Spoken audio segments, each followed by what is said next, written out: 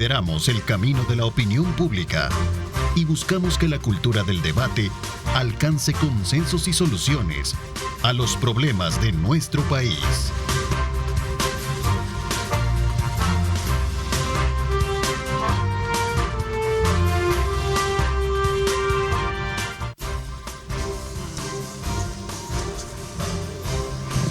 ¿Qué tal, amigos? ¿Cómo están? Qué placer enorme saludarles. Bienvenidos una vez más a una edición de su programa Diálogo 21 correspondiente a este día viernes. Como siempre, nos da muchísimo gusto estar con ustedes.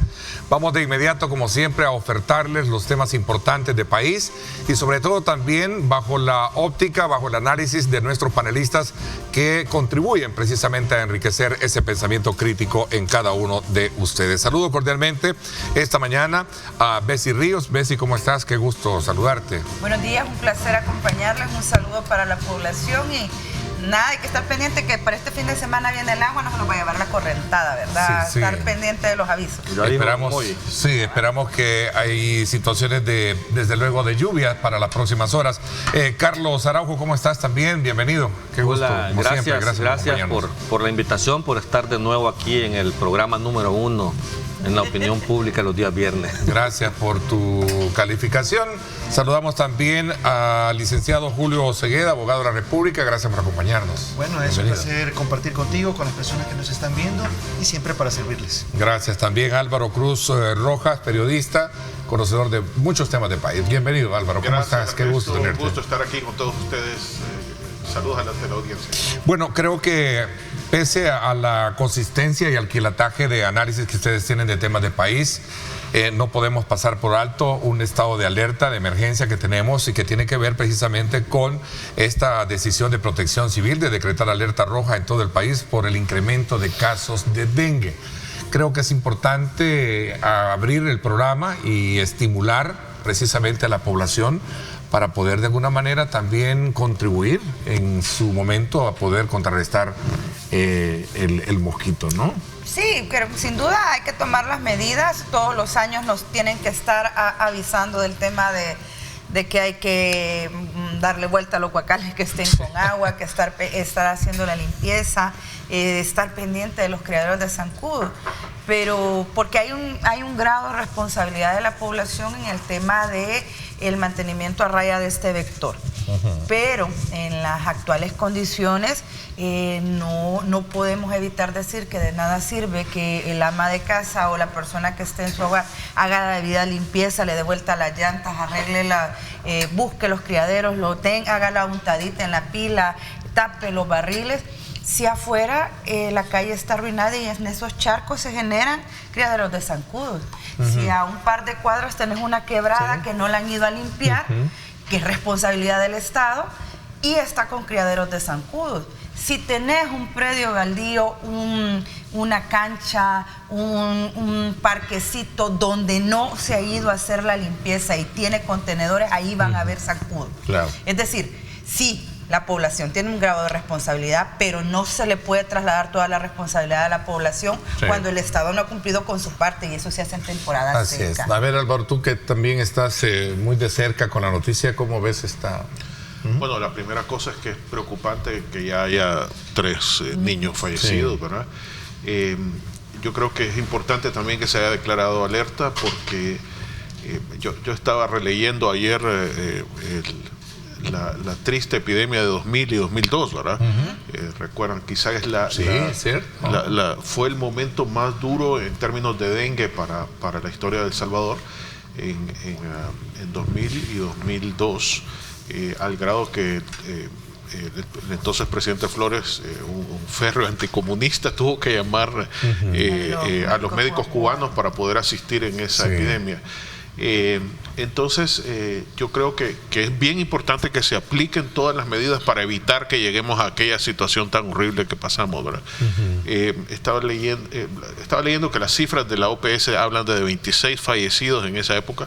He visto también algunos informes periodísticos de la época que hablan de 31 niños y 3 mujeres fallecidas. Es decir, eran las cifras pueden variar un poco, ¿verdad? Pero en concreto En aquel momento además hubo mucha crítica porque el gobierno tardó a pesar de que la crisis venía desde julio, el gobierno de entonces tardó hasta septiembre en emitir una alerta, ¿verdad? Hubo mucha resistencia en ese sentido, no recuerdo exactamente los detalles. Entonces es bien importante que se tomen las medidas para evitar una situación tan dramática como la que sufrimos entonces, ¿verdad? Sí comparto con Bessie la parte de la responsabilidad, por un lado la responsabilidad del Estado, pero también es bien importante la responsabilidad de la ciudadanía. Es decir, es triste que todos los años nos tengan que recordar estas responsabilidades personales, familiares, ¿verdad? Volcar todos los recipientes que tengamos llenos de potenciales criaderos de agua. También es bien importante en un tema relacionado en el tema de las lluvias, el asunto de la basura, ¿verdad? Estamos llenando de basura las calles, estamos tapando tragantes y eso está provocando las inundaciones que estamos viendo y eventualmente nos afectan en el tema del dengue, ¿verdad? Bueno, es interesante. Fue tan dramático ver, por ejemplo, en la colonia médica que sacaban hasta concreto, ladrillos de los tragantes, ¿verdad? Sí, claro. Totalmente irresponsable de parte de quien hace eso. Fíjate que es bien interesante ese recuerdo, a la memoria que traes cuando tuvimos la presencia de médicos cubanos, ¿no? Lo cual denota de que somos históricamente un país que año con año estamos siendo debidamente. ¿Hay un ítem en esto, Carlos? Mira, es que este es un problema recurrente. Ya sabemos que todos los años llueve. Somos un país tropical y por lo tanto debemos de estar preparados como ciudadanos, educados, pero también el Estado tiene una gran responsabilidad en informar a la gente y recordarle a la gente, mira, es que si nos recuerdan permanentemente que tenemos que pagar los impuestos en abril y hacen unas grandes campañas con unas grandes inversiones de dinero para recoger dinero, ya uno se prepara para eso. Yo creo que debería de alguna forma, sabiendo de que todos los años pasa esto, recordarnos que debemos de tomar una serie de medidas. ¿A tiempo o no la alerta? Porque por ahí escuchamos. Mira, yo veo una reacción tardía porque tuvo que salir el colegio médico a advertir algo y al día siguiente fue que declaran una alerta roja como protección civil. O sea, es evidente, no iban a esperar a que hayan 26 muertos para hacerlo, pero si hubo una reacción tardía. Antes de que el ministro dijera que habían muertos, yo ya había escuchado y que son más. Este gobierno tiene la particularidad que las estadísticas las manipula.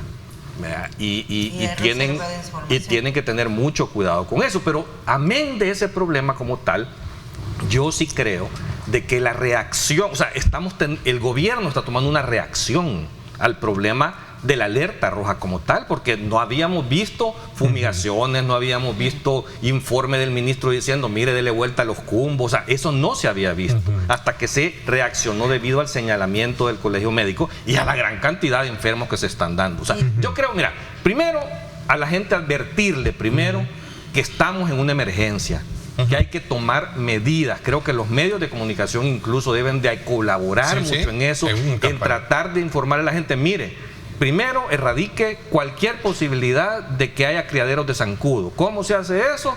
Evitando cualquier aglomeración de agua, conjunción de agua, en cualquier cosa. O sea, revise todo su entorno, su casa y dele vuelta a todos los cumbos. Hasta una corcholata es un criadero de zancudo. Entonces, es lo primero. Y segundo, pues creo que se puede juntar con su comunidad en función de revisar también su entorno para evitar que los zancudos sigan creciendo. Ya si tenés los síntomas, bueno, ¿cuáles son los principales que hay que tener cuidado para tomar la medida? Porque el problema más grande es que no se está dándose en niños, en menores. Claro. Y es ahí donde va más es donde, entonces mi enfoque más va a eso. Ahorita atendamos la emergencia, pongámosle atención al problema y después pidamos cuentas. O sea, va a haber que pedir cuentas porque hay que pedir cuentas. Vamos a ver, ¿cuál es su impresión de lo que han dicho sus colegas de mesa, licenciado Cegueda? Hay un par de elementos que también quisiera agregar. Uno es que en esta oportunidad es la primera vez que vemos también un proyecto de liberación de zancudos, que esa es una medida que tiene alrededor de unos 10, 12 años, comenzó en Brasil, una investigación bien interesante en donde se inyectan al ecosistema vectores que limitan la proliferación de los zancudos que reproducen el dengue y otro tipo de enfermedades relacionadas. Entonces, tal vez algún televidente, alguna persona ha visto en enero los camioncitos, en ¿no? enero fue la liberación. Estuvieron haciendo en esta liberación. Eso, en Occidente fue. También en el centro, también en la zona central. Ha habido, bueno, en diferentes lugares ha habido esta liberación. Esa ha sido una medida bien interesante, útil, ¿no? Como bien se dice, luego tendrá que hacerse los estudios respectivos para ver cuál ha sido el impacto en esta endemia, ¿no?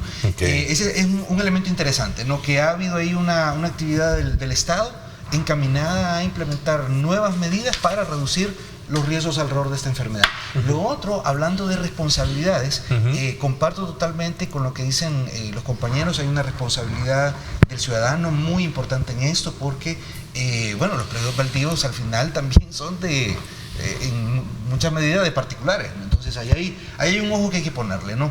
Desde luego el Estado tiene una responsabilidad súper importante, súper directa en esto, y que hay que darle un seguimiento. Pero hay otro elemento también que se nos puede escapar y vale la pena que lo veamos, y es la responsabilidad del gremio médico. De los niños que han sido afectados en este momento, entiendo que venían también de una primera atención del sector privado. Y ahí hay un dato que de repente es muy complicado, que en términos generales entiendo que cerca del 80% de las enfermedades a nivel mundial son mal diagnosticadas. Entonces, ¿qué sucede? Que si tú tienes un mal diagnóstico inicial, tienes un mal tratamiento inicial. Y eso puede desembocar en las terribles pérdidas que hemos tenido también. Entonces, ahí hay también un llamado al gremio médico, en términos generales, de ser muy precisos también en el diagnóstico y el tratamiento que le pueden estar dando a las personas afectadas y sobre todo a los niños. Así es, en efecto. Voy desde luego, a cerrar un poco este capítulo de exhortación, de concientización para que la población tome a bien también dar su parte, como creo que todos coinciden, ¿no? En su momento para poder... No, sin duda, la población tiene su grave responsabilidad, como te lo decía, pero las campañas que le corresponden al Estado no se hicieron. Y eso es evidente.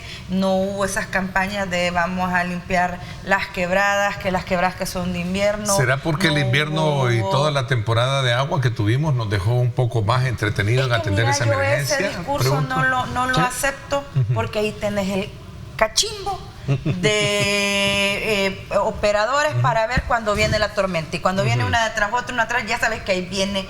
¿Qué piensas tú de ese planteamiento, Álvaro? Y no reaccionás y te esperás hasta que te lleve la correntada. Te esperás. ¿Qué es lo que pasa cuando hay invierno, hombre? Pues si esto no es... no agarran con los pantalones abajo al gobierno, hombre. ¿Qué pasa cuando hay invierno? Hay zancudos, hay dengue. Hay moscas, hay moscas, un montón de gente muriéndose de diarrea. El deber del Estado es reaccionar antes con las campañas educativas, sin duda, mientras no hagan una transformación en la matrícula educativa, en los centros educativos para educar bien a los niños. Van a disculpar, pero lo tiene que estar haciendo campaña el Estado. Bueno, quizás vamos a cerrar ya, porque creo que hay temas también que quiero sumar esta mañana. Y quiero comenzar yéndonos a la Asamblea Legislativa, ¿no? Donde hay dos aspectos elementales. Uno, que ya el CNJ dio a conocer la lista final de candidatos seleccionados para la Corte Suprema de Justicia, en primer lugar. Y también ya el partido FMLN entregó a la Asamblea Legislativa por adelantado, ¿no? Aún cuando no hay un llamamiento de la Asamblea Legislativa, las ternas o las propuestas para elegir magistrados del Tribunal Supremo Electoral. Esto producto del resultado electoral pasado. Vamos a ver, abrimos un poquito este tema. A ver, yo creo que el FMLN todavía no ha entregado formalmente las ternas. Solo se ha dado a conocer, ¿verdad? Y claro, está en su derecho, es parte de la situación. Arena todavía entiendo que hasta la próxima semana van a revelarlo. Dicen por ahí. Los nombres que vi del FMLN son gente que ha estado ligada al Tribunal Supremo Electoral con conocimiento del caso, sin haber estado previamente en puestos de alto nivel, salvo el exdirector de Migración, ¿verdad? No, habrá que ver a quién decide el FMLN. Arena. Pero hay que recordar que una realidad, la Asamblea la controla Nuevas Ideas y ellos decidirán a quién elegir de esas ternas, ¿verdad? ¿Y quién llena el perfil que de acuerdo creo que los perfiles que presentó el FMLN son buenos todos. Hay gente que tiene experiencia. Hay un par que ya está trabajando ahí en el tribunal. Está el director de capacitación, ¿verdad? Del Tribunal Supremo Electoral. Pero ahí hay un problema. A ver, ¿cuál es? Si esa es la propuesta oficial, yo sí veo un problema. Porque al menos 5 de esos 6 tienen una clara vinculación material política. 5 de esos 6. 5 o sea que solo uno se partidaria. 5 de los 6. Okay. Vea, solo Canjura, ¿no? Vea, y no es porque no tenga afinidad con el FMLN, sino que él nunca ha estado dentro de los procesos materialmente afiliado, pues, pero su papá fue magistrado del Tribunal Supremo Electoral propuesto por la Corte Suprema de Justicia en un momento también, pero eso sí me preocupa, porque si uno lee la Constitución, ahí están los requisitos, ahí no habla del tema de la afiliación partidaria, pero hay jurisprudencia de sentencia de sala que está vigente todavía, que limita el tema de la vinculación, ya sea legal o material, a partidos políticos. Por eso Eugenio Chica fue destituido del Tribunal Supremo Electoral. Julio Moreno Niño fue destituido del Tribunal Supremo Electoral por esas vinculaciones políticas partidarias. Claro. Entonces, yo no entiendo eso, porque el FMLN tiene gente que conoce mucho de estas cosas, y al presentar una propuesta de estas, como que lo que estás haciendo es poniéndote en bandeja de plata que no te nombren a nadie. O sea, doy por recibida tu terna, pero no cumplen los requisitos, por lo tanto no hay terna, y le permite a Nuevas Ideas en la Asamblea nombrar, porque el artículo 208 de la Constitución dice que al no haber una terna, la Asamblea decide. Claro. Pero entonces, ¿cuál podría ser entonces el trasfondo de ese, digamos, de esa sospecha? No sé si creen que ahora solo van a aplicar el 208. ¿Por qué? Porque también es que como hay precedentes en otros ambientes, hay un señalamiento de una magistrada de Corte de Cuentas con una gran vinculación material. Estás hablando de esto. Vamos a ver los nombres, perdón. Producción, nos podemos apoyar a la hora de estar en el debate. Ahí están los nombres. Sí, no, pero lo que te estaba diciendo, o sea, que hay en este momento una magistrada de Corte de Cuentas de la República con una vinculación obvia a Gana. Fue candidata. En primarias y todo. Entonces, y ahí está nombrada. Entonces, yo no sé si de eso se agarran, de decir, bueno, entonces hoy ya no vale la sentencia de la sala, para poder hacerlo, pero se están jugando un riesgo, porque al final el aplicador es Nuevas Ideas en la Asamblea Legislativa, y les pueden pasar esa factura de decir, mira, ustedes no cumplieron, por lo tanto no hay terna y nosotros nombramos. Hay un elemento adicional en esto, y justo coincido que hay un problema que tiene el Frente como un organismo político, y es que no solo, digamos, puede estar lejos de poder acceder ellos a escoger un pool de personas, sino que no tienen la condición para escoger un pool de personas. Me refiero a que puede ser que personas que no estén vinculadas al tema partidario, al tema ideológico, tampoco quieran estar vinculados y tampoco quieran ser ofrecidos por el FMLN. Es decir, si hay alguna persona que tenga un interés legítimo por acceder a este máximo órgano electoral, tampoco quisiera probablemente llegar por la vía de un patrocinio de un organismo político que está en serios problemas también en este momento. Álvaro. No, totalmente comparto. Uno de los problemas que van a tener tanto Arena como el FMLN es precisamente ese, ¿verdad? Y espero que Arena no vaya a salir con la misma gracia, ¿verdad? Si es que no aplican el proceso de reforma del 248, que en su momento, de terminar de cambiar toda la estructura de la reforma, ¿no? Esa es otra probabilidad, ¿no? Que no se ve venir tan próxima, ¿verdad? O sea, que es el final, el tribunal se compone de 5. Y la toma de decisiones se da por 4 ahorita, pero lo pueden cambiar. Sí, les voy a hacer cambiar el código electoral. Les voy a hacer una pregunta a los 4, así de manera tajante y concreta, ¿sí? ¿Será que Nuevas Ideas va a permitir, o la instancia, llamémosle de gobierno, va a permitir que el Tribunal Supremo Electoral esté Arena y el FMLN? Lo que pasa es que eso, por lo menos yo te lo dije desde que dice la Constitución. Desde el proceso electoral te dije, yo no veo votando a la fracción de Nuevas Ideas por magistrados ni del FMLN ni de Arena. Ahora la Constitución dice que ellos pueden presentar sus ternas y deberían de cumplir el 208. Yo veo preocupante cuando no lo hacen. Ahora, en cuanto a los que han presentado, bueno, el FMLN lo que te está diciendo, mire, yo solo huesos colorados le voy a poner. Sí, exactamente. Porque es la gente en la que yo confío. Hoy por hoy, así como estamos defraccionados, yo no voy a confiar en otra persona que no me haya demostrado con anterioridad la lealtad al partido. Históricamente Arena también se ha comportado así, ¿verdad? Entonces no me extrañaría vas a ir a cuidar mis intereses, y esas son las causas que al final determinan el cuestionamiento que muchos traemos desde hace años de cambiar ese sistema de elección, igual que el sistema de elección de magistrados de Corte Suprema de Justicia. O sea, que hay un agotamiento. O sea, en su momento tenían sentido, fueron buenos, fueron necesarios en la coyuntura en que se crearon como tal, pero la experiencia nos ha ido dando las razones de que hay momentos en que uno dice, bueno, despartidicemos las instituciones.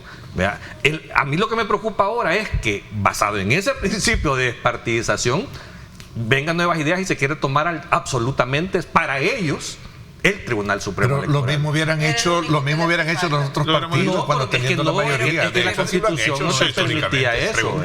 Pero es la única institución que no controla completamente nuevas ideas. O sea, de controlar el resto de instituciones, solo el tribunal le faltaba. Sí, la controla. Pero solo el tribunal le faltaba. Pero la controla. No otra institución. Pero sí la controla. Bueno, es que al final hay un diseño constitucional. ¿Está de acuerdo en eso, Lisa? En el tema del todo el planteamiento. Bueno, lo hemos dicho también en otras oportunidades. Todos estos instrumentos son al final instrumentos políticos, ¿no? Y no me refiero a instrumentos políticos partidarios, desde luego, sino siempre a una intención que se tiene de la administración de la cosa pública.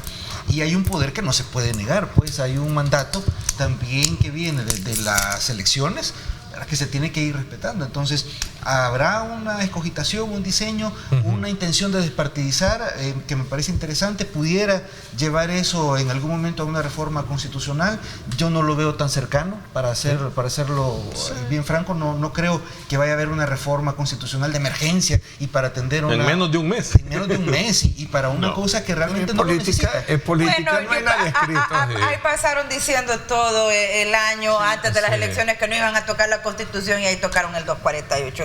La tocaron toda. Pues sí, manoseada completa. No, pero hay una necesidad política. Es que yo creo que las reformas sí las van a ir haciendo, pero de acuerdo a la necesidad que vayan teniendo. Si ahorita necesitan reformar algo en el tema electoral, lo van a hacer. Si más adelante necesitan reformar algo en Hacienda, lo van a hacer, porque tienen las posibilidades, tienen los números, tienen la oportunidad. Y en el caso y el poder del tribunal, es para usarse, no para guardarse. En el caso del Tribunal Supremo Electoral, recordemos que su composición son 3 de partidos políticos, de origen de partidos políticos, de los cuales la presidencia le corresponde a Nuevas Ideas, y 2 de Corte Suprema de Justicia. Pero la Corte Suprema de Justicia la controla Nuevas Ideas, entonces al final van a tener 3 magistrados de entrada, 3 magistrados propuestos por ellos. Entonces, al final, si quieren tomar decisiones dentro de la institución Tribunal Supremo Electoral, solo tienen que hacer una reforma al Código Electoral y ya se acabó. O evidentemente de las ternas que presenten Arena y el FMLN van a escoger al que menos daño les cause, pues. O con el que ya hayan pactado. A saber si por eso es que están presentando ternas tan cerradas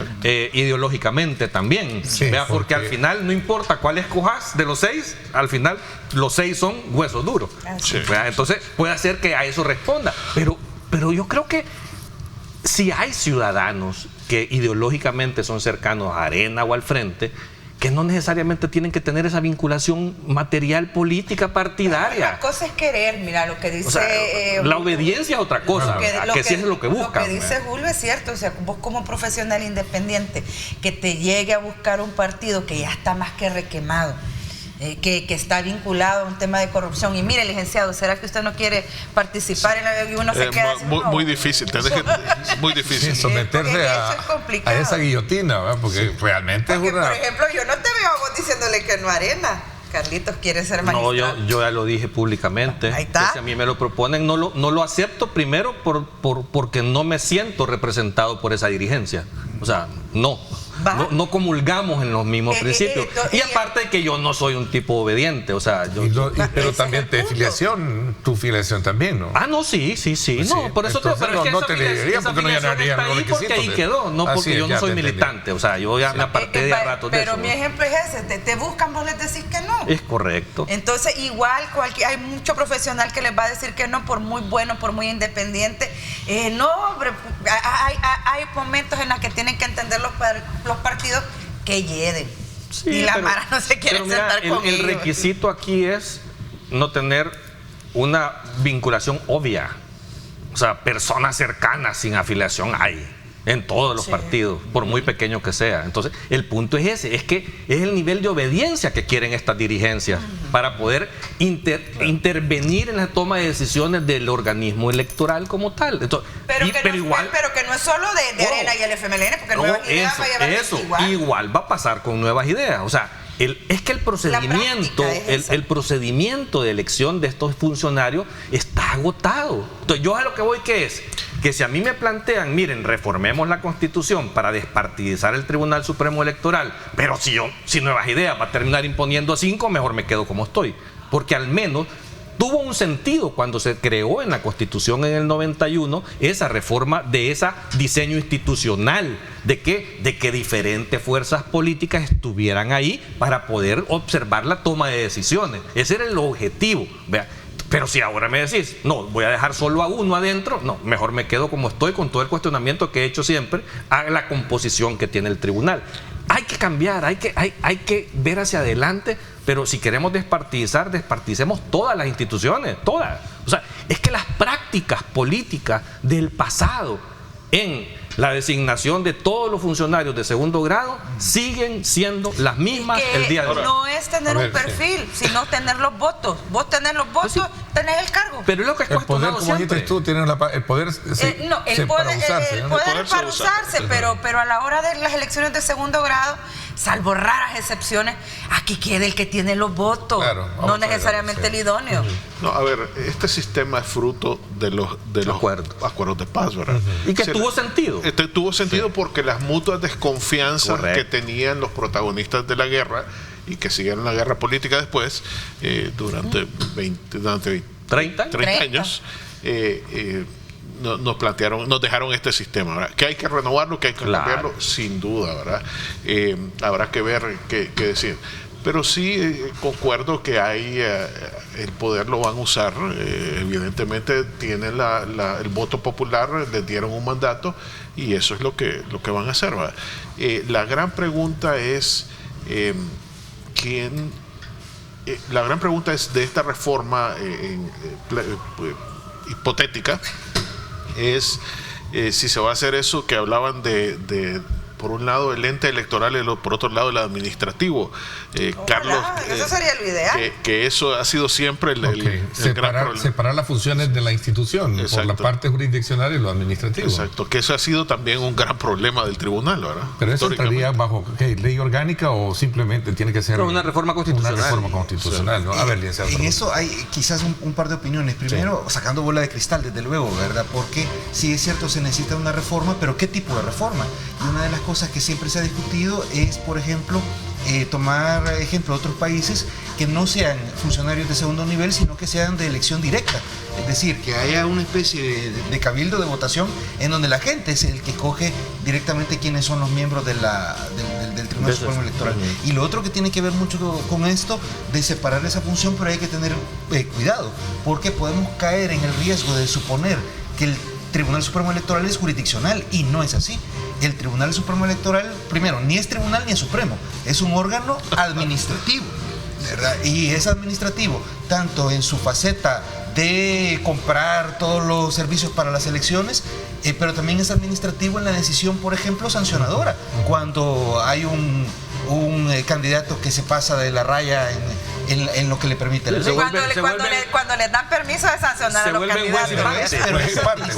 No es jurisdiccional, y no debe ser jurisdiccional. Ok, es interesante, son las 7 de la mañana en punto. Continuamos un poquito más escudriñando esa parte, porque tú decías algo muy cierto, Carlos.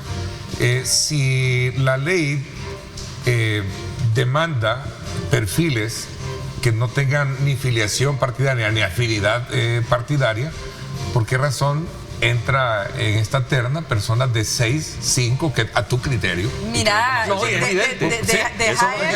deja eso. Oscar Canjura acaba de ganar, no hace mucho, su amparo para la restitución como juez en la Defensoría del Consumidor, y el Estado no ha cumplido, y ahí va en la terna. Vamos a ir a una pausa comercial. Cuando regresemos, el próximo domingo, por cierto, hay elecciones internas, ¿no? En el frente. En el frente. Vamos a ver realmente cómo va a surgir ese otro tema. Vamos a la pausa.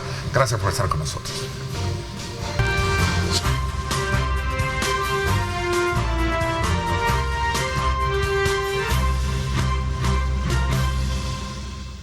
Bueno, momento propicio para poder disfrutar a esta hora de la mañana un café rico, y por esa razón, pues desde ya recuerde usted que Café Rico es el café perfecto para iniciar muy bien el día. Continuamos con el análisis esta mañana precisamente con nuestros panelistas, y estamos hablando acerca de la importancia de este proceso que la Asamblea Legislativa deberá llevar con relación a la elección de los magistrados del Tribunal Supremo Electoral en los términos adecuados, y sobre todo también bajo los términos actuales de la ley, y sobre todo también de que las ternas no vayan, digamos, cumplan con los requisitos. Sí, la verdad es que como dice Carlitos, llama la atención el nivel de afiliación que tienen los candidatos, que uno dice, bueno, que lo hacen por molestar, o de verdad que están jugando. Uno no sabe que están jugando el FMLN al poner esto. Tenés ahí, por ejemplo, Oscar Canjura, que dicho sea de paso, fue compañero tanto del licenciado Segas como mío en la universidad. Son amiguis. Somos amigos. Él fue despedido cuando era la administración del quinquenio anterior. Él era el juez del Tribunal Sancionador de la Defensoría del Consumidor. Lo quitan y él inicia un proceso que yo entiendo que ganó, ¿no? Y que se había ordenado el reinstalo de él. Es decir, vos ves el perfil, yo no me cabe duda que Oscar es una persona muy inteligente con sus estudios, pero te acabas de pelear con la administración y se los vas a poner otra vez enfrente.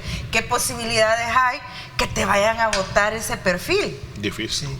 No, y un par de precisiones, ¿no? Porque viene de la misma academia, pero no fuimos exactamente compañeros, ¿verdad? Sino que había algún año de diferencia, ¿no? Y lo otro es que si bien él tuvo una sentencia favorable en sede contenciosa, esa sentencia luego fue revertida por la Corte Suprema en un proceso de la Sala de la Constitucional. Entonces, también habrá que hacer un análisis de él y de cualquier otro que se presente en tanto idoneidad, ¿no?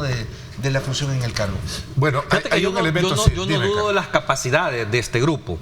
O sea, yo sé que saben de esta materia y tienen experiencia, pero tienen un problema de origen, que es esa vinculación partidaria. Así es que si lo que hemos venido reclamando, y aquí es donde voy yo, que este gobierno, algo que ha hecho y por lo que llegó a gobernar, es por reclamar esas cosas del pasado. Las prácticas del pasado, y prometió cambiarlas. Pero,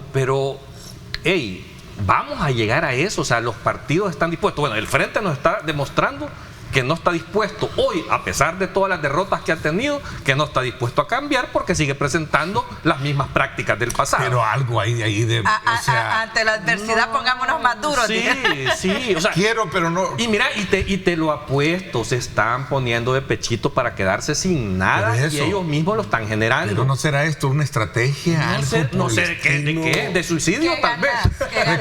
Recordá que hay dos posturas ahí de dos diputados que en su momento fueron un poco... Sí, pero mira, una postura para hacerte víctima y vas a perder, o a ser víctima para conseguir algo, agua para tu molino, es una cosa, pero irte a suicidar solo porque soy ortodoxo y yo quiero decir y quiero imponer y voy marchando firme contra la pared, eso no es de admirarse, ni creo que sea estrategia política. Y además que nadie le va a comprar tampoco esa estrategia. Pues sí. Mire, el pasado 12 de junio, estaba buscando la nota, hubo una advertencia bien clara del jefe de fracción de Nuevas Ideas, Cristian Guevara, que dijo que van a respetar el mecanismo constitucional establecido para elegir a los magistrados, pero que le exigían a la oposición que subieran el nivel de sus propuestas. y decía literalmente: les vamos a exigir que suban el nivel, que presenten gente técnica de verdad. Necesitamos una persona técnica capaz con criterio. Y ahí van a ver los salvadoreños. ¿Nos están presentando gente técnica o nos están presentando uno de los mismos de siempre?, indicó. Es decir, esta propuesta del FMLN, si uno lo toma literal, con las observaciones de Carlos y la advertencia del diputado Guevara, no pasa. No pasa. Es que es simple. Y eso es lo que uno dice. Entonces, ¿a qué juegan? Como dice Reci. Bueno, Alexia, la vicepresidenta actual, ella fue más directa y dijo: ellos no tienen legitimidad. No sé si fue el término que ocupó. No sé si legitimidad o representatividad. Que lean la Constitución, decirle nada más.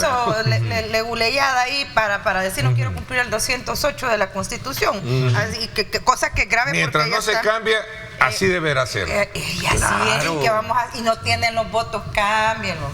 Mira, tanto que te dicen es que han recibido los votos y por lo tanto tienen el poder, para imponer, y sí tienen el poder porque pueden, por los votos que les dieron. Pues sí, pero que lo ocupen para mejorar la institucionalidad del país, que es lo que se demanda en la sociedad desde hace tiempo. Tienes la oportunidad de tener todos los números para cambiar una realidad que ha sido eterna aquí, el tema de la corrupción, el tema de que llegas si tenés el padrino político, si tenés los votos, pero nunca se trabaja con el tema de la generación de los perfiles para los cargos.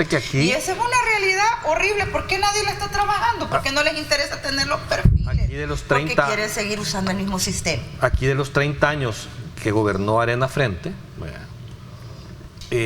esa incipiente democracia que hubo en ese periodo, hizo que entre las mismas fuerzas políticas se bloquearan, y es lo que generó las bases para que la sociedad se cansara de esperar un beneficio de la clase política, y es lo que aprovechó Nayib Bukele para decirle: cambiemos eso, borrémoslos totalmente de la mente. Nunca legisló Arena FMLN para estar afuera del poder. ¿Y qué es eso? Pues cuando vos estás fuera del poder no puedes tomar decisiones. ¿Y cómo controlas al que está en el poder? Generando un andamiaje y una legislación que te permite el control político del poder. Pero como nunca pensaron que iban a salir. Claro, porque eso obedece también a un tema de madurez, porque en nuestros sistemas, que realmente ni siquiera somos capitalistas, ni mucho menos neoliberales, somos realmente feudalistas. Sí, estamos todavía en esa etapa en donde hay sectores que materialmente ejercen una toma de decisiones, y esos 30 años obedecen a ese feudalismo, y justo coincido que habrá que buscar ya unos nuevos mecanismos que le den a las personas un mayor protagonismo, ¿no?, en tanto objetivo. Y eso es a lo que yo quiero concluir, porque de esto que les explico, este gobierno tiene el poder total, absoluto, para hacer las transformaciones sin necesidad de que nadie lo bloquee. Pero ya tenemos 5 años, de los cuales 3 años han tenido y gozado de ese poder absoluto, y no vemos el inicio de esas transformaciones todavía. O sea, este gobierno, y no es ni el gobierno como tal, sino que es la figura presidencial de Nayib Bukele, goza del beneplácito de la población, porque eso es innegable, en agradecimiento a los resultados en materia de seguridad. Pero si apartamos ese tema de la ecuación, nos han quedado a deber mucho. O sea, también si nosotros entramos a una evaluación de comparación de los gobiernos de Arena, gobierno del Frente, con el primer gobierno del presidente Bukele, hay muchas materias ahí en que en este último gobierno quedan a deber. Materias sociales, materias económicas, de desarrollo humano como tal. O sea, hay retrocesos. Y tiene el poder total para poder cambiar y transformar esas cosas. Entonces ahí es donde nosotros desde aquí les decimos: miren, ocupen ese poder para mejorar el país, si es que en la medida que de verdad mejoren el país nos va a ir bien a todos y los vamos a apoyar todos. O sea, y nosotros no decimos no nos gusta porque no nos gusta. Queremos que cambien las cosas que en el pasado no funcionaron. Y lo que pasa es que solo una persona que no tiene sentido común está orando todos los días en la mañana para que le vaya mal a esta administración. O sea, si toma malas decisiones, por ejemplo, con el tema de salud, nos vamos a ir con las pandemias. Si toma una mala decisión condición, el tema económico, no va a haber pisto. Entonces no podés estarle diciendo que le vaya mal a esta administración. Ahora tampoco te puedes estar con una declaración de amor bobina de que no les vas a señalar algún error. Pues hay que señalarlo, porque la política pública se ajusta en la medida que está en marcha, no lo que diseña el sabiondo de la mesa con el aire acondicionado de cómo va a ser una política pública, funciona como tal, trasladar al terreno. Bueno, hay que ajustarla. Miren, y esta es una papa caliente, una de dos, ¿verdad? Porque está también lo de la elección de los magistrados de la Corte Suprema de Justicia, ¿no? A ver, vamos a ver bajo ese mismo esquema o bajo ese mismo escenario, ¿cómo lo ven también ustedes? 7 son los que van a elegir, ¿verdad? Sí. A ver. Bueno, primero hay una lista que ya está completa, el CNJ, ¿no? El CNJ, los 15 que vienen de FEDAES y los 15 que vienen de CNJ. ¿Y quién reveló esa lista? Porque al principio... Por ley, el 57. No, porque... es que se filtró, no del CNJ. Es que te lo escuché decir, por eso... Hay un acto administrativo del CNJ en donde está la lista, ¿no? Y ellos al final... Pues, y el 57 de la ley del CNJ dice que están obligados a publicarlo en los periódicos. Claro, porque luego viene la fase en donde la asamblea es lo que los va a empezar a llamar. Pero ¿y por qué se corrió esa noticia de que no querían revelar? Es que porque cuando la presentaron en la asamblea no la quisieron entregar. O sea, se reveló después, vea, cuando ya estaba en desarrollo la plenaria, es que alguien la saca y el CNJ ya la libera, ¿verdad? Ahí va, ¿verdad? Ajá, ahí en ese momento no la quisieron entregar, no la hicieron pública. Dijeron que no iba a ser pública. La reveló la asamblea misma. Y ese sobre es un polvorín, ¿verdad? Digo, polvorín de análisis, ¿no? Por todos los nombres que van. No sé, yo mira, ahí hay un par de nombrecitos en esa lista, como el de un juez que autorizó el matrimonio de una menor de edad con su agresor sexual. Ahí hay otro par de juececitos que en su vida de fiscal lo agarraron ahí haciendo actos indebidos en la fiscalía y terminó tirando por una ventana. El gato volador le dicen, ya tú sabrás quién eres. Y otro montón de gente que tiene sus propios señalamientos, ¿verdad? Así que con mucho respeto para el CNJ, pero que en el caso de la lista del CNJ hayan hecho una cosa impresionante, lo dudo, y con mucho respeto que ahí está Berito, otra ex compañera nuestra. Ok, les voy a dar la palabra. Cuando regresemos me piden una pausa comercial, porque este tema también es importante tratarlo, escudriñarlo, y sobre todo también buscando encontrar no solo las aristas, sino los objetivos y la importancia que tiene de sacar los mejores perfiles, la mejor selección, la mejor elección y la juramentación por el beneficio de la buena administración de justicia en el país, ¿cierto? Sí. Vamos a la pausa entonces y regresamos con esto. No cambia.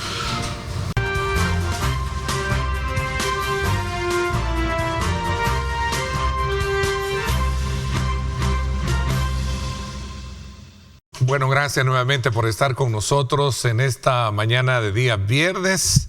Estamos desde luego bajo el análisis del proceso que también la Asamblea Legislativa deberá tener de cara a la elección de nuevos magistrados de la Corte Suprema de Justicia. Decía, la importancia reviste a partir de una buena selección, a partir de una buena elección y por consecuencia de una buena juramentación. Sí, yo coincido con que hay personajes que de repente se han colado en la lista, pero tampoco podemos desmerecer personas que también tienen un perfil bastante interesante. Tenemos, por ejemplo, a un Henry Mejía, que es actualmente suplente y que tiene una trayectoria, su manual de Derecho Administrativo es una lectura obligada para cualquiera que ejerce esa área, ¿no? Y así como él, hay muchas otras personas que también tienen un perfil interesante en esa lista, tanto del lado del Consejo como del lado de FEDAES. Aunque personalmente me parece que hay más personas en la lista del Consejo que tienen una elegibilidad más que del lado de FEDAES. A ver, Álvaro, de acuerdo a la experiencia y al olfato periodístico que tú a lo largo de este tiempo atrás hemos hecho en el ejercicio de nuestras funciones, ¿cómo ves tú ese proceso? ¿Va a ser un proceso transparente o al final va a terminar siendo más de lo mismo? A ver, yo esperaría que fuera un proceso transparente.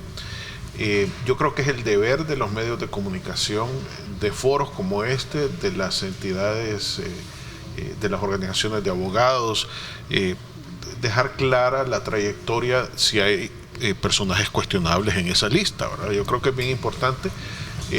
La Corte Suprema de Justicia es el tribunal más importante del país, es la máxima instancia. Uno esperaría que esté compuesta por personas decentes, capaces, correctas. Entonces, yo creo que es la tarea de la Asamblea Legislativa, sobre todo... Si estuviera Julio Valdivieso, ¿de qué país estás hablando? Sí, es el país que aspiramos todos. Claro. Es el país que aspiramos todos. Claro, el deber ser. Y es el compromiso, y tiene que ser el compromiso de nuevas ideas de llevar esos cambios para no repetir los errores del pasado, ¿verdad? Eso es fundamental, ¿verdad? Es decir, si queremos que estos cambios continúen, tienen que ser de esta manera: elegir a las personas más capaces, hacer a un lado las personas con cuestionamientos, con problemas en su trayectoria personal y en su trayectoria profesional, ¿verdad? Eso es fundamental. Hay una cosa ahí importante perdóname, desde el feminismo nosotros decimos: lo privado se vuelve público. Si esos de los que están ahí en la lista deben cuota, tienen procesos de violencia, tienen casos donde denuncias de investigación seria, ¿no? Porque desde ahí tenés que irlo retirando, porque si esa persona no tiene buenas relaciones interpersonales de pareja, no atiende las cuotas alimentarias de sus hijos, golpea a su compañera de vida, ese personaje no debe de estar en ninguna parte más que apartado del tema de la política, porque cuando está en la política va a ejercer esas prácticas normalizándolas cuando estamos tratando de erradicar. Y eso es en el reglamento del Consejo. Sí, pero aquí tenemos funcionarios que... Pero perdón, o sea, ¿cómo es posible que tú ves y desde afuera totalmente tengas clara la película de algunos de esos personajes? Porque no de todos podemos cuestionar, ahí hay gente buena y decente en esa lista también, pero de algunos personajes, ¿cómo es posible que al CNJ se le pasen esos filtros?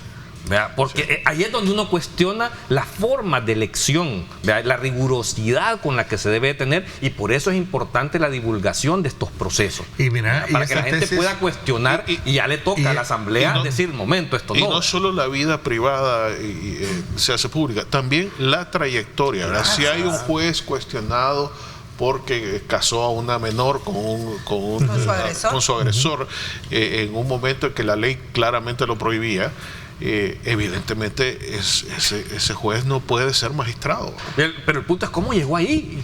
¿Por qué está ahí? O sea, ¿por qué los filtros no funcionan adecuadamente? Ahí es donde yo digo, hay que hacer esos cambios. O sea, fíjate que aquí es donde a mí me entran muchas frustraciones de la corrección de las cosas del pasado, que tanto se han señalado. Porque este gobierno ya no es nuevo, ya gobernó 5 años.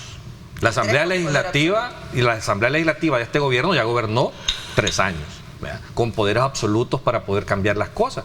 Ya eligieron una tercera parte de la Corte Suprema de Justicia, aparte de la destitución de los magistrados, eligieron la parte que les correspondía el periodo pasado como tal. Y la práctica de elección fue la misma de siempre. O sea, a tu criterio me recuerda un poco el planteamiento que hace Julio cuando hacemos los análisis en la mesa editorial. Está agotado entonces ese proceso, ya hay que estar desfasado, agotado.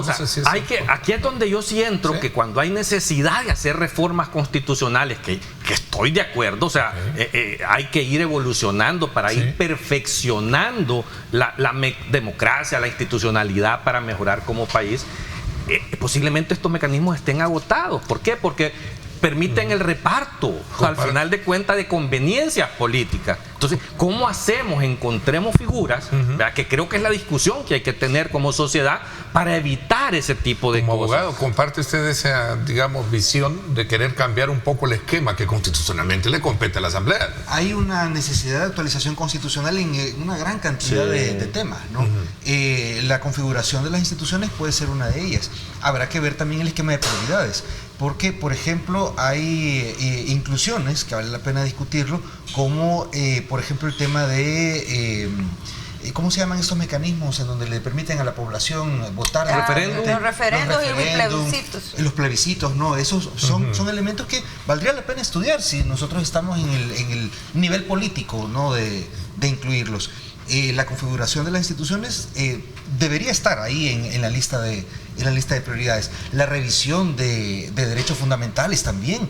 ¿Verdad? Imagínense que tenemos una lista de derechos fundamentales en nuestro país que se deducen de líneas jurisprudenciales. La autodeterminación informativa es uno de ellos. No está descrito en la Constitución, sino que tiene que deducirse de un precedente, ¿no? Entonces ahí... Para traducir, el derecho al acceso a la información pública, es lo que les acabo de decir. Y la restricción a que se acceda también a información personal, que no debería también volverse... Es una sentencia que es una conexión ahí de artículos.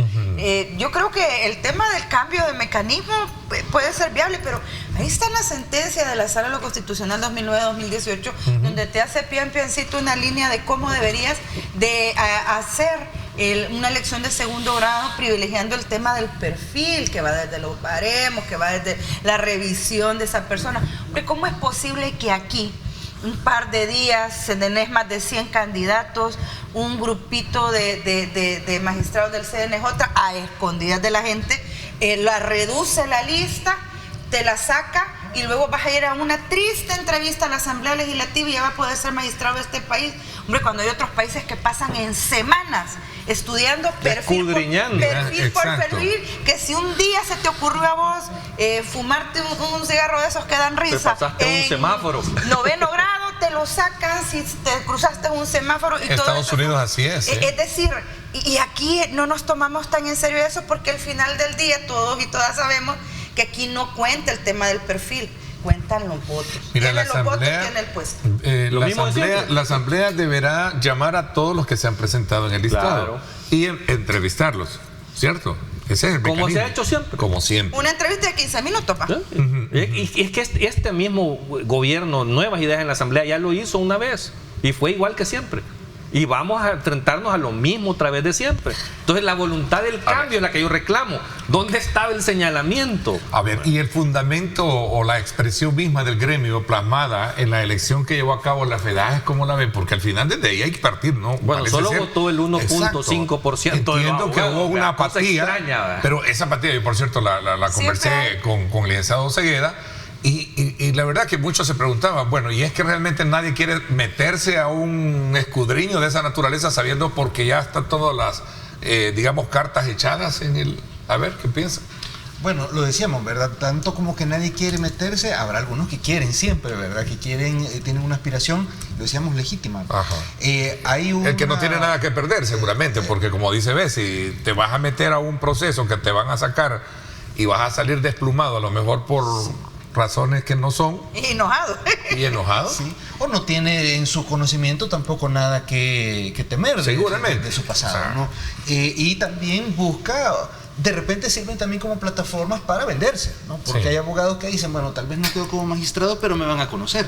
Y de alguna manera eso puede favorecer a su negocio, ¿no? Eso también puede ser una estrategia. A su carrera, a su oficio, a su carrera, a su oficio. Al menos quedó como candidato, ¿no? Ya lo pone como línea de currículum, ¿no?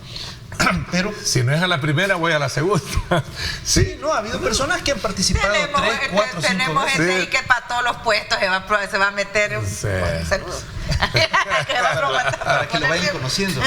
Pero justo ahí es donde viene una responsabilidad. El 1% ha votado de los abogados, ha sido una participación bastante limitada. No es que en años anteriores hayan sido olas, ¿verdad?, de abogados abocándonos a la votación. Siempre ha sido una participación muy pequeña, porque además, hay que decirlo, somos un gremio que tiene muy poca empatía, ¿verdad?, entre nosotros mismos, muy poca sinergia entre abogados. Entonces el regreso de nuevo, entonces el mecanismo ya está desfasado, agotado, no lo sé. Por eso cuando usted me dice eso, ¿no? Y si no creen los mismos profesionales en su presente, ¿para qué lo hace? Hay que analizar ese mecanismo, pues, y ver si se puede. Y es que es un tema no solo en la Corte, hablamos del tribunal, o sea, toda la elección de funcionarios de segundo grado debe de ponerse sobre la mesa. Y no estamos personalizando, al final es un proceso el que estamos analizando. Tenemos una estructura de elección de funcionarios de segundo grado que es fruto de lo que yo mencionaba antes, de la mutua desconfianza de los actores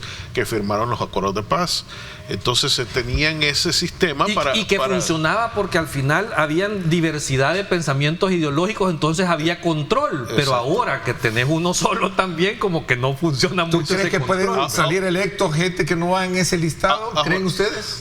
En teoría no se puede. En teoría no. En 2009. Por eso dije yo, en teoría. Pero aquí se han visto muerto recogiendo basura, dice Julio dice así. No, es en teoría solo es la lista de esos 30 y solo ahí tienen para escoger.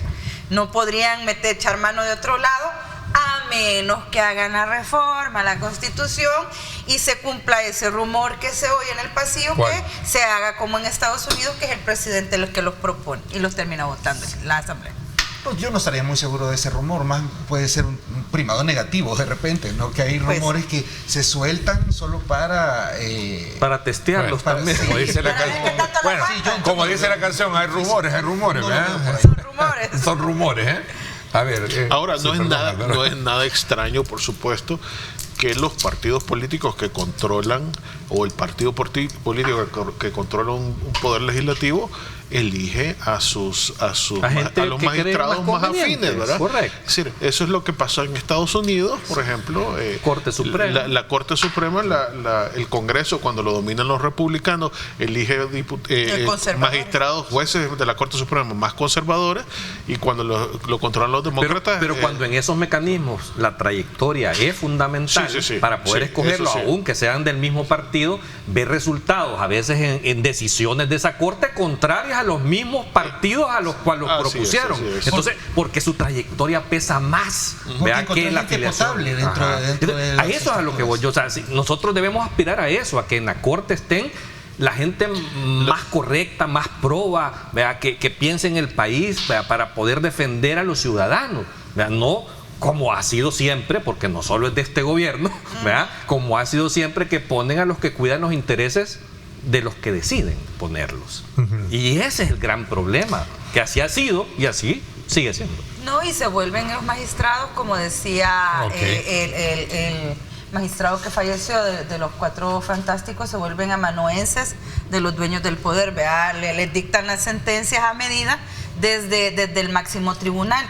Y así es como has visto. Yo a veces difiero, por ejemplo, con Julio, que dice, es que los juristas que estaban antes, no sé, pero ninguna corte aquí, a excepción de medio, la 2009-2018, ha tocado los verdaderos intereses de los oligopolios y los monopolios en este país. Y seguimos estando como estamos porque esa corte no es independiente y no juzga como se debe los intereses de las grandes mayorías. Bueno, y aún en esa época no entraron tampoco por, digamos, una probidad, sino que, claro, por números y por intereses, ¿no? Si tocaron temas fue porque también había una conveniencia. A manera de resumen, ¿les parece entonces que es un gran, reto por delante, igual que el tema de los magistrados del tribunal? Nuevas ideas nos va a tener que demostrar en esta elección si quiere cambiar las cosas o va a seguir haciendo lo mismo de siempre. Voy a hacer una pausa comercial, señores. Otro tema que sin duda alguna nos preocupa y debemos ocuparnos de ello en cuanto al análisis y las propuestas es este incremento nuevo de la ¿cómo están la canasta básica afectando, ¿no?, en los precios? ¿Y por qué no hacen nada? Lo más importante. Vamos a hablar, no sé si cerramos el capítulo, pero si hay más elementos del tema lo regresamos y luego hablamos con relación a ese tema. Un saludo para Oscar Cajura, que aquí nos está escribiendo en redes. Un saludo, compañerito. De los que iban a terna los presentados para el Tribunal Supremo Electoral. Interesante. Aquí los está viendo. Gracias, vamos a la pausa, no nos cambien. Ya ven que nos ven.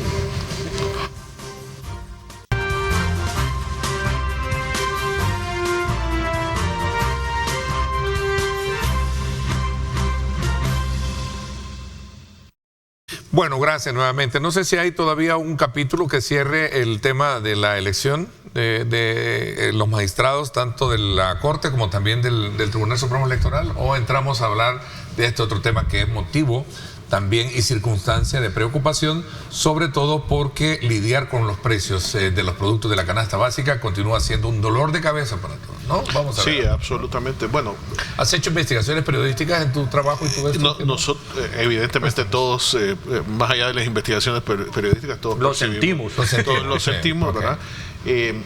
Quiero empezar con el comentario que hizo ayer el director del CDC, Danilo Pérez, que hablaba de que esta alza de precios es fruto de la especulación, ¿verdad? Totalmente. Él hacía ellos hicieron una investigación sobre el proceso de la producción en Guatemala, que no ha habido problemas de transporte, que no ha habido incremento del transporte, que la única dificultad que hubo fue ese puente ahí por San Cristóbal, que fue breve. El cierre de las calles, ¿no? Sí, pero y que los precios llegan de una manera a la tiendona y luego cuando salen de la tiendona ahí empieza la especulación, parece.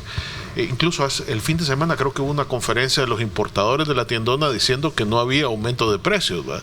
Dicen ellos, ¿verdad? Pero entonces ¿a dónde está el problema entonces? El Estado no está controlando la cadena evidentemente la cadena de suministros, ahí hay una ola de especulación, ¿verdad? Que nos afecta a todos. Entonces, sí, claro, es bien importante que el Estado imponga sanciones, que el Estado ejerza control. Hemos visto algunas operativos de la Defensoría del Consumidor que hay que imponerlos más, hay que ser mucho más rigurosos en eso, creo yo. Pero sí hay un problema que estamos sufriendo todos, ¿verdad? Es que no puede ser de que el saco, por ejemplo, de chile, según una producción, el chile verde o el chile dulce, como usted le conozca, en Guatemala te cuesta $13 y aquí rondando los $40.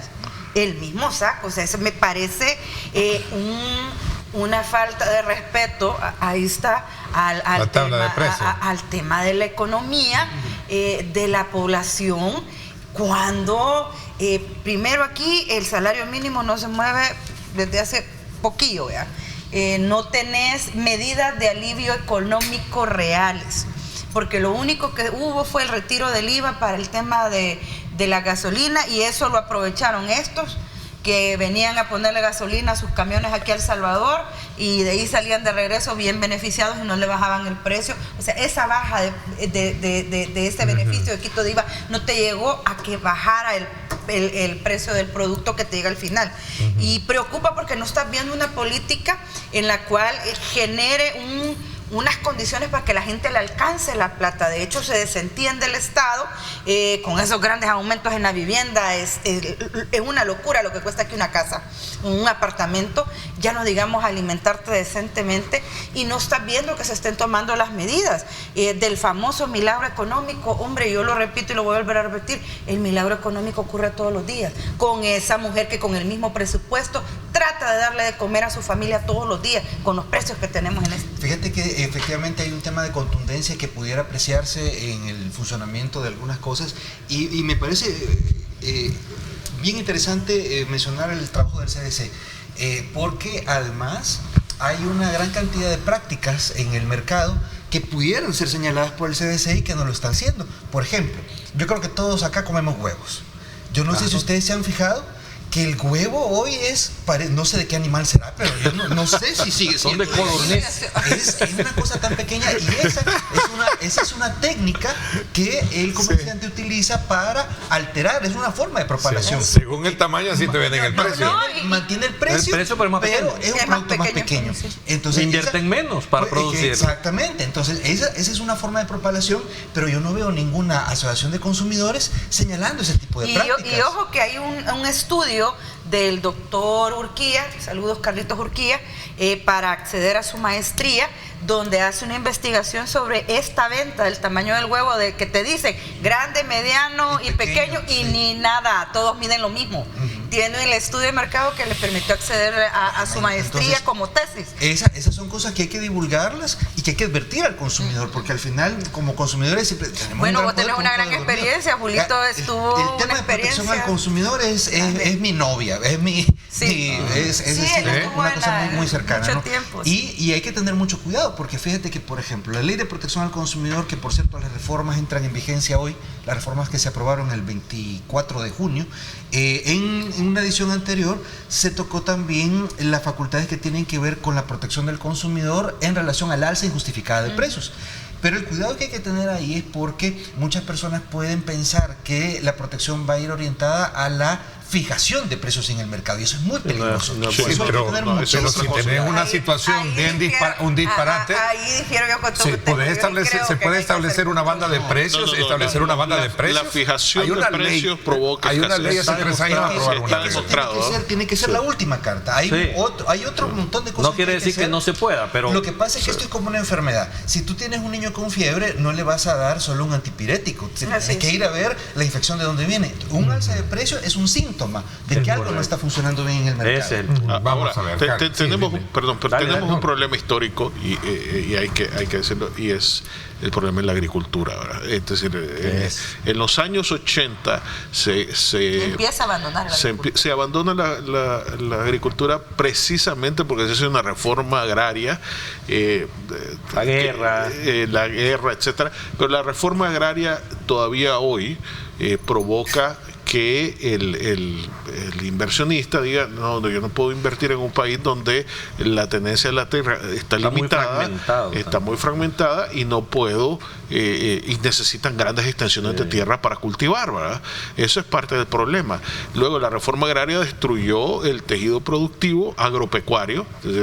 Ya son famosas las historias aquellas de que se comían las vacas de lecheras y que toda la producción los mejores sementales en los cumpleaños más así. Exacto. Entonces creo que hay un planteamiento ahí que hay que hacerse si es necesario en las circunstancias actuales mantener esa reforma agraria. Si hay que atraer si una de las soluciones es producir localmente, entonces hay que plantearse eso también. Es que ese es el punto, el diseño de políticas públicas, ¿verdad?, para asegurarle ese tipo de alimentos a la población son determinantes. Fíjate, aquí estamos hablando y discutiendo sobre el precio del chile en Guatemala. ¿Y por qué no lo producimos en El Salvador? O sea, esas son las cosas que hay que cambiar, porque uno no sabe si al final en Guatemala sí lo venden a tanto, pero el mismo guatemalteco cuando va para El Salvador se lo vende más caro. O sea, ahí hay libre comercio. Claro. ¿Por qué? Porque yo no veo a un gobierno, ¿verdad?, en su rol, o sea, sabiendo esto, que es obvio y evidente de esta diferencia de precios, interviniendo ante la especulación. Yo he visto, y tú como periodista en el pasado has visto diferentes gobiernos cuando se van de lleno a los mercados a tratar de alguna forma de frenar la especulación y a detener la especulación de precios o el acaparamiento de productos y ese tipo de cosas. Entonces, aquí el llamado es, la única acción que yo veo de gobierno es lo que el actual ministro de Agricultura está haciendo. El vice. Es el ministro encargado. El ministro encargado del despacho. Que llevar como mercados a ciertos puntos, pero eso no tiene impacto. O sea, son demasiado pequeños y son demasiados puntos pequeños. Alguna minúscula porcentaje de la población se puede beneficiar, pero no tiene un impacto que va a hacer reducir los precios en ese tipo de operación que está haciendo. Pero es lo único que hay. O sea, y si estamos hablando de que viene una institución como el CDC y claramente viene a decir que aquí hay especulación, claramente viene a señalar hasta un supermercado. O sea, una cosa que para mí es grave, o sea, cuando empieza a señalar ese tipo de cosas, que dice, estos fulanos compran a 40 y venden a 1.40. Sí, pero ahí está también, hay un punto que es bien interesante. El CDC está tomando punta de lanza ahora. Hubo un momento que fue la Defensoría la que llevaba la batuta en estos temas y ha perdido los brillos la batuta, con todo el respeto que merecen las autoridades actuales.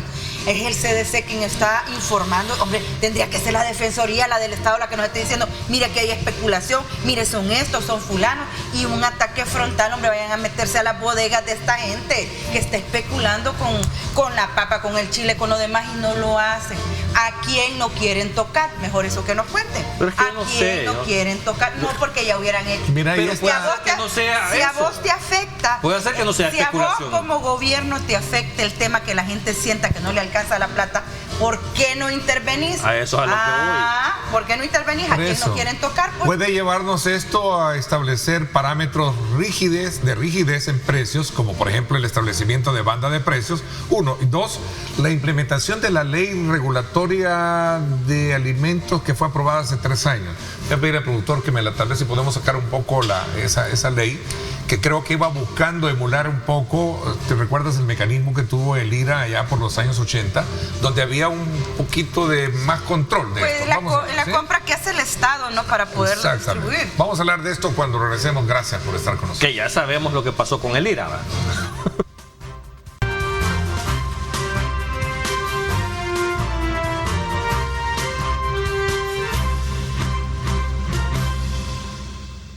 Bueno, gracias nuevamente por estar con nosotros. Ahí está, creo que ya tenemos la ley. Gracias, producción, para ponerla en pantalla, para que veamos un poco parte de lo que realmente representa. Esta fue aprobada en agosto del 2023, el año pasado, que por cierto fue Ley Integral de Comercialización Agropecuaria. Si esta, voy a tratar la manera de sintetizar, esta lo que busca en algún momento es tener, llenar esos vacíos de los cuales estamos hablando ahora, no solo en precios, sino que también en incentivos para la producción agrícola en el país.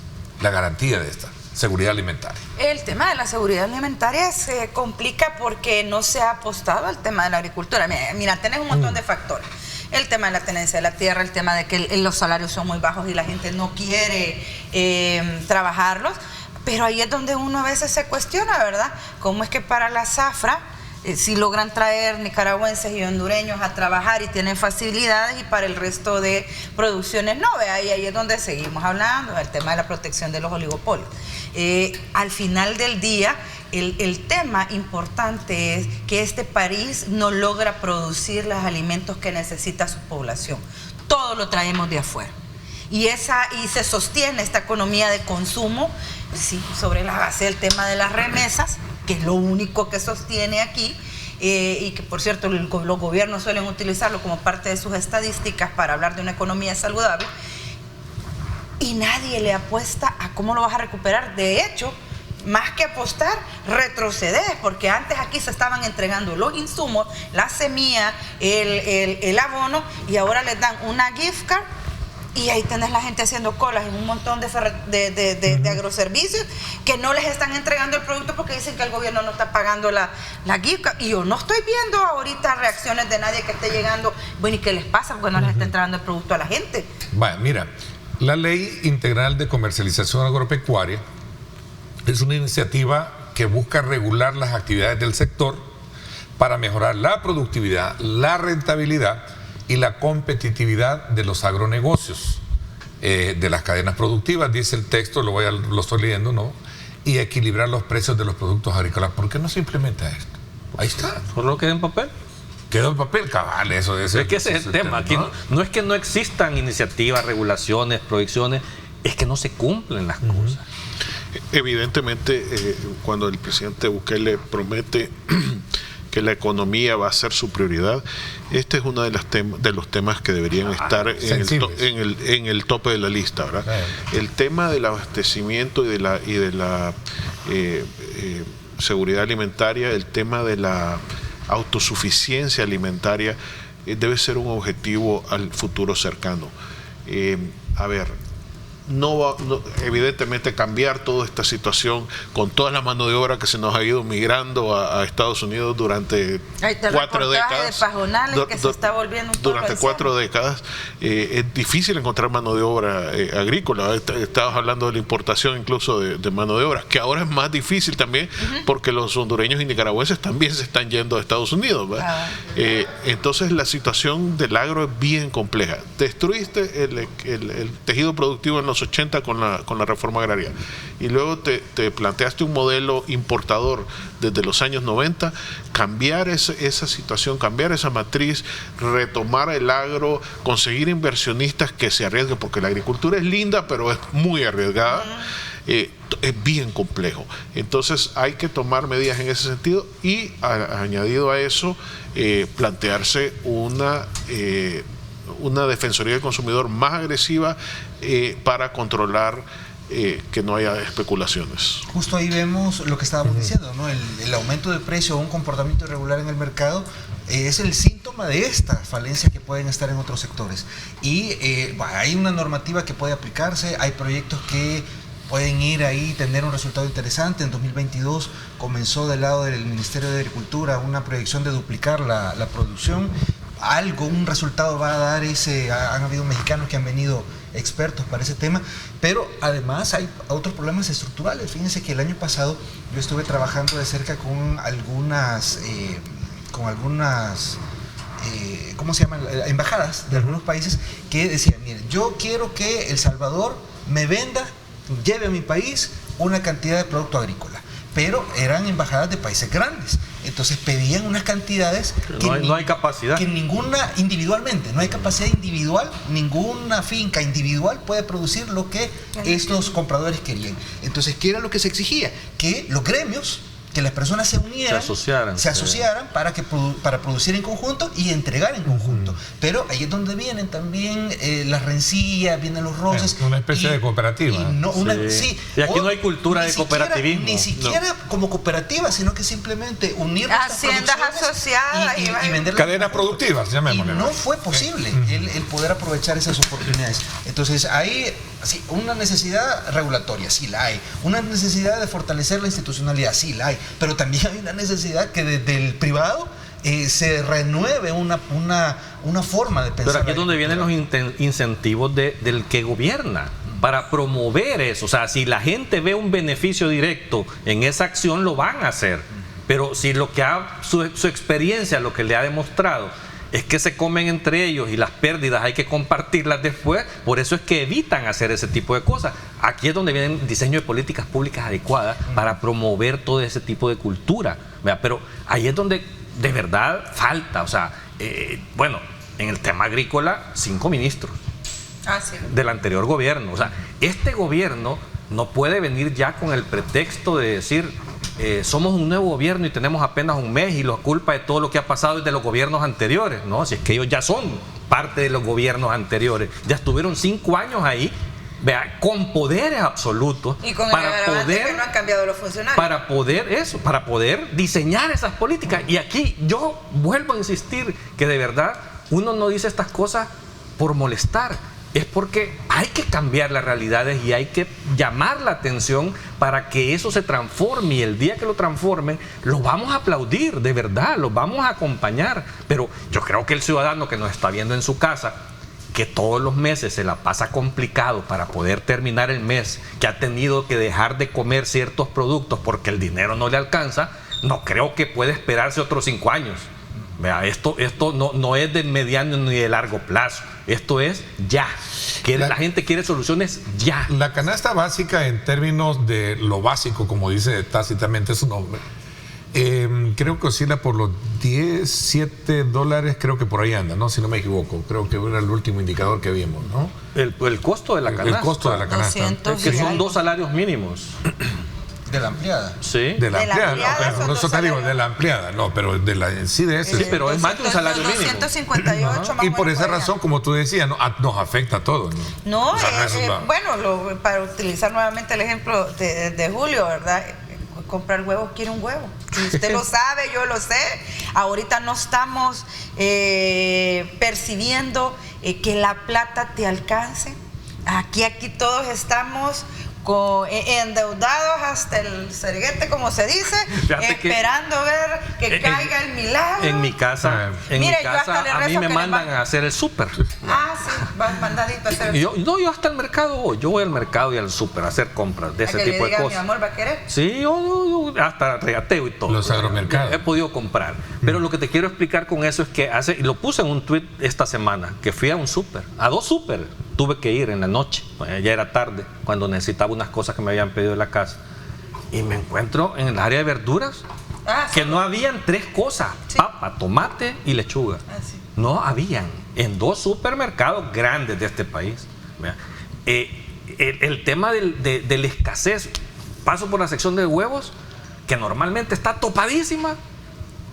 2 cartones por aquí, 3 cartones por allá. O sea, de verdad, algo está pasando. De repente tú vas a buscar, y creo que los que les encantan los pancakes se han dado cuenta que la harina de pancake buena que comprábamos tradicionalmente no hay, meses de no haber.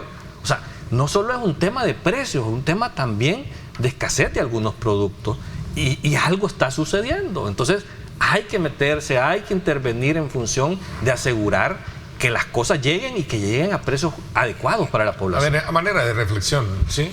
30 segundos.